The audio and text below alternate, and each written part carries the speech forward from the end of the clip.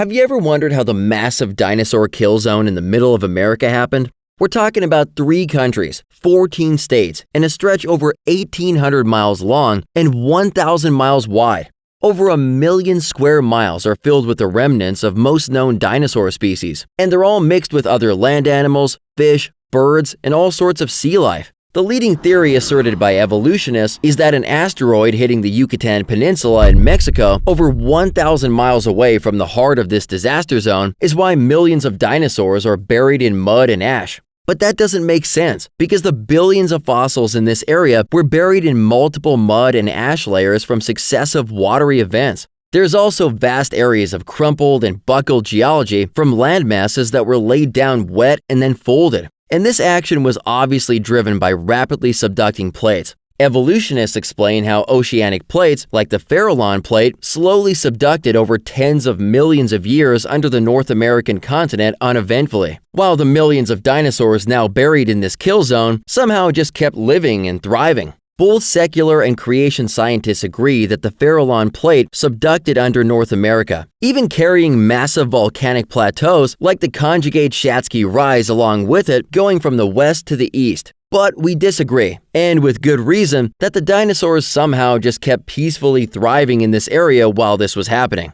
This subducting action would be like a spatula sliding beneath an undercooked pancake, creating massive folding and buckling just like we see all over North America today. The process even explains the rapid and catastrophic formation of the Rocky Mountains. This happened just thousands of years ago during Noah's flood, when the fountains of the Great Deep were broken apart and the year-long process of the worldwide flood unfolded. Massive oceanic rifting on a worldwide scale created new seafloor that was pulled under the continents, creating cycles of tsunamis that occur when the seafloor binds and then releases, just like tsunamis are generated today. This explains the multiple layers these creatures are found in as they were buried by the ever-increasing flood waters and tsunamis. These dinosaurs were buried furiously, with over 90% of them now found disarticulated or torn apart. Many of them are even found choking on mud as they died, with their necks arched backwards. Widespread volcanism that occurred during this process also shows this happened quickly, over a year, and not millions of years.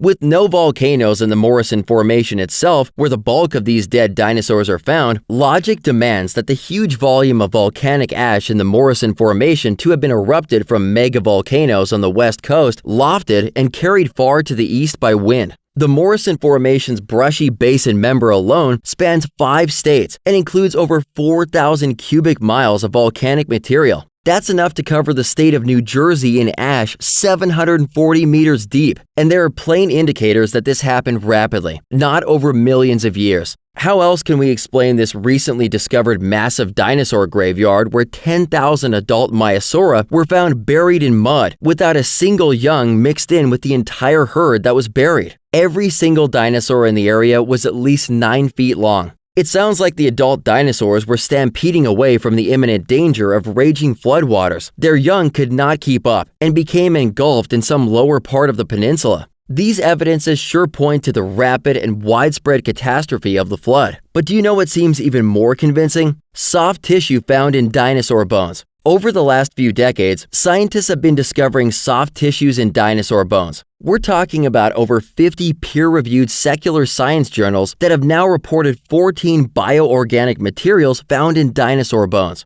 They're finding blood cells, blood vessels, connective tissue, and even collagen, which has a maximum shelf life of just tens of thousands of years, with some stretching it out to a maximum of 900,000 years. Either way, with a maximum shelf life of less than 1 million years, what's collagen doing in dinosaur bones that are supposedly 65 million years old? Many dinosaur bones are even found unfossilized in places like Madagascar, Alaska, and Montana. Even the founder of the largest dinosaur museum in the world admitted that usually most of the original bone is still present in a dinosaur fossil.